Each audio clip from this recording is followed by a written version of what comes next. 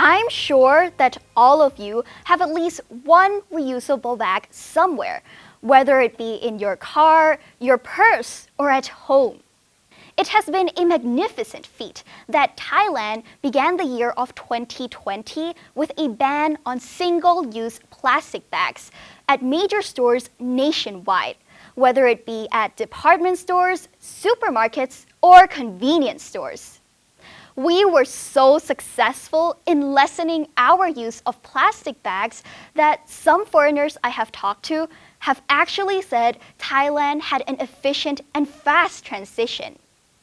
This success comes from the cooperation and work among public, private, and people participation.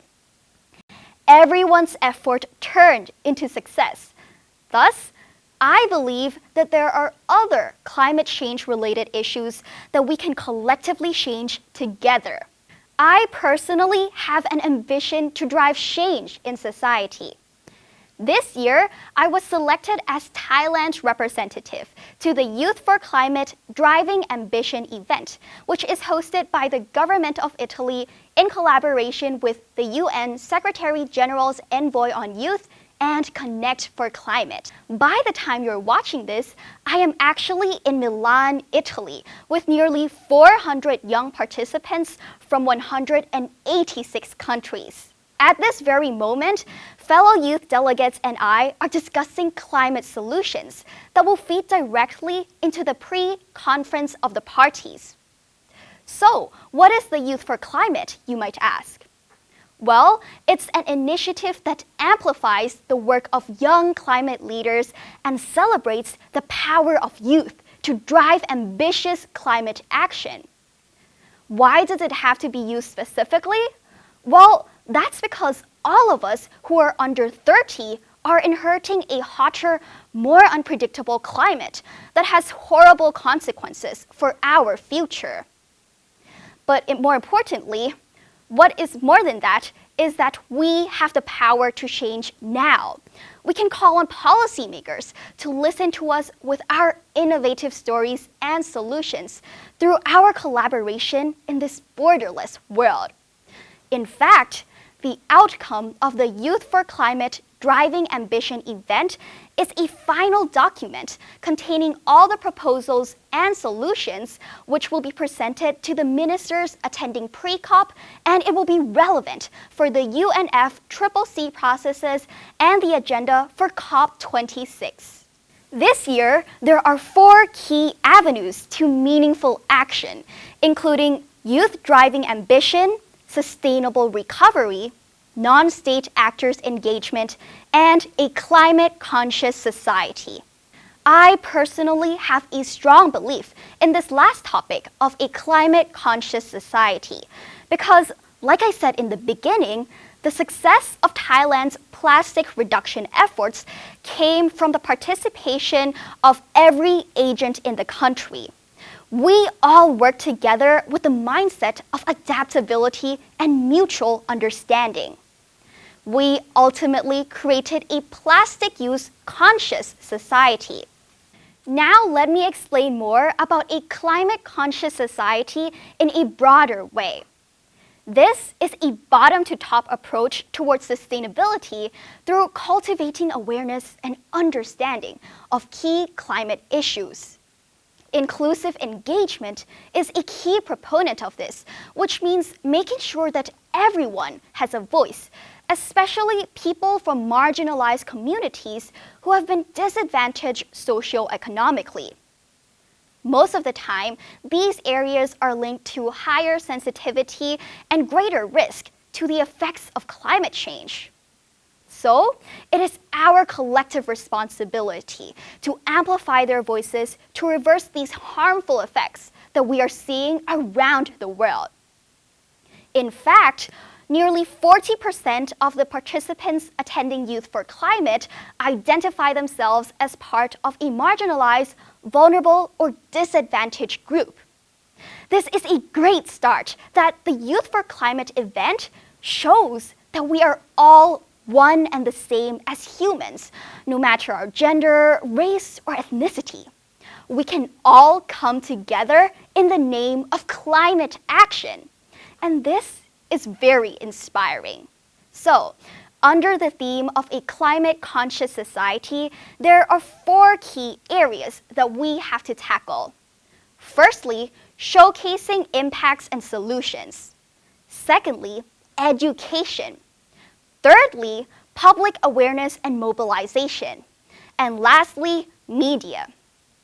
So now to take a look at showcasing impacts and solutions. What this means is to give a voice to those disproportionately affected and call special attention to those communities.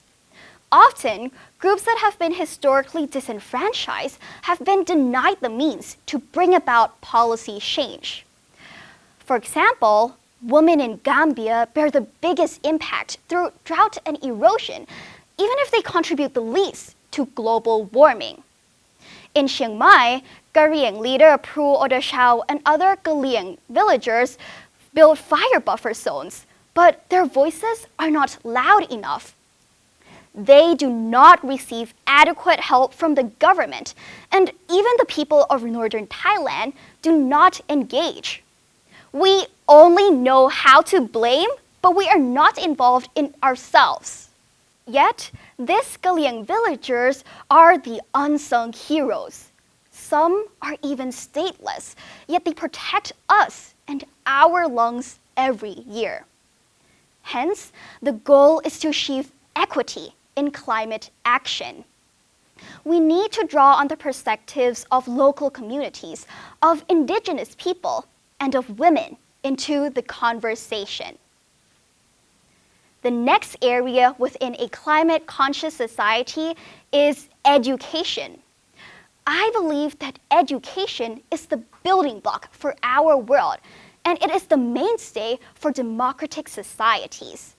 Not only is education an important SDG, but it's also an excellent way to give young people the courage and the knowledge that we need to make a tremendous impact on climate action and other global issues. Now, to all of you who are watching here today, think back to your school years. Or if you're still in school, do you remember any classes that taught you about climate change?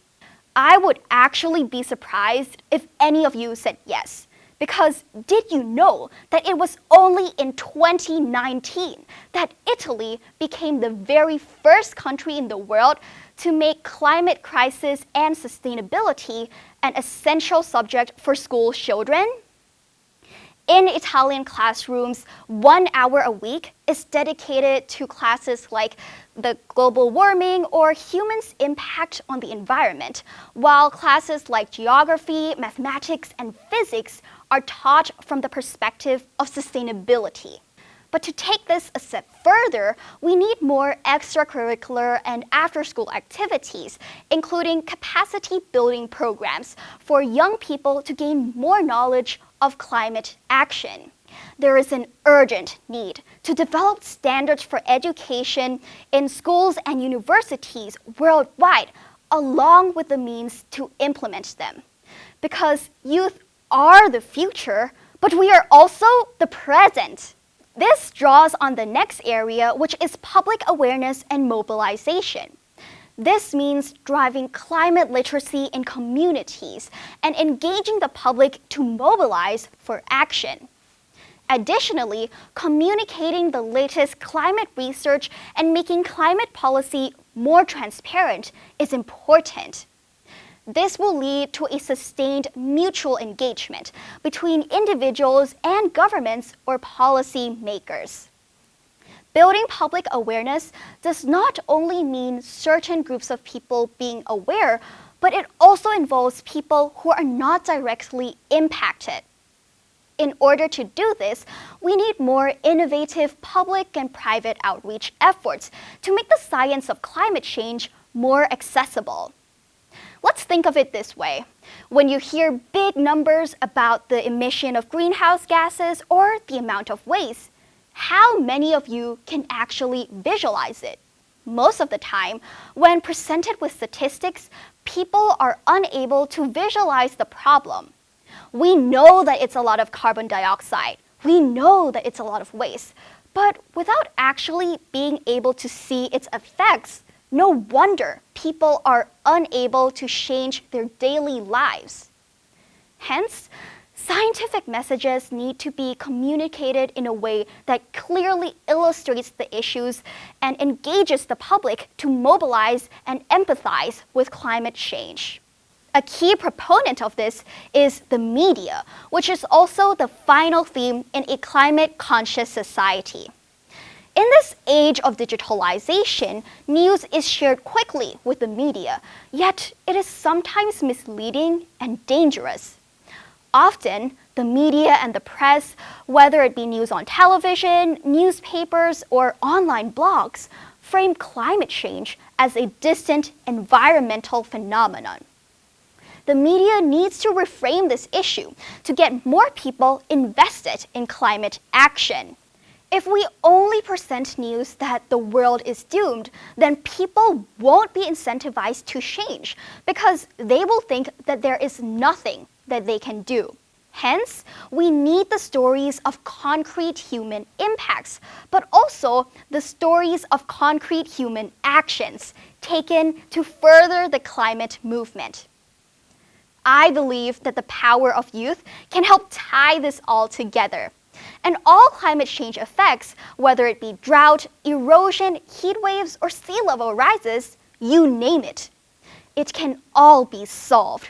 But it starts with a climate-conscious society. To all of you watching, we all know that the best way to solve the problem of climate change starts with a climate-conscious society and the participation of every people in every generation. We must draw on showcasing impacts and solutions, public awareness and mobilization, education, and the media. We must draw on these 4 tools and mechanisms to create a climate-conscious society. And the Thailand Sustainability Expo is a great example of a stepping stone towards inclusion and action. However, I believe that we can go beyond this. The international stage has opened its doors to the engagement of youth like me. What about Thailand? I hope that all Thai youth watching right now will have the motivation and inspiration to shape the world that we want together. Thank you.